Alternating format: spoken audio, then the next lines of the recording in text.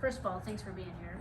Appreciate that a lot, and appreciate your commitment to what you're doing. And I just had a couple things that were on my heart that I just kind of wanted to start off with a little bit, because when we're thinking of our fallen law enforcement officers, I mean, that's something has touched everybody in some way.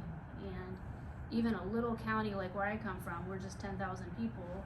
You know, I think back just less than 3 years ago, I get a call that some of our deputies have been shot and we don't know what's going on.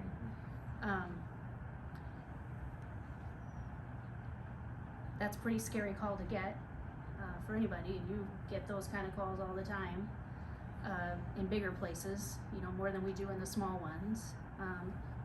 But you know, I answer that call and I think about the people that I know well, because we're a small place, and you know, pray for them, and that's what I can do for them at that moment. I certainly feel like a very powerless person at that point. There's nothing I can do.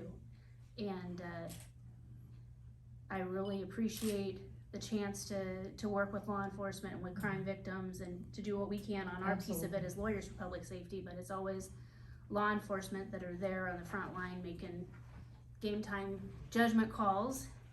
And it's them, it's their families, it's the office staff, the dispatchers, the jailers, everybody who is part of that whole operation that I think deserves all of our thanks and gratitude and prayers. And I say especially their families.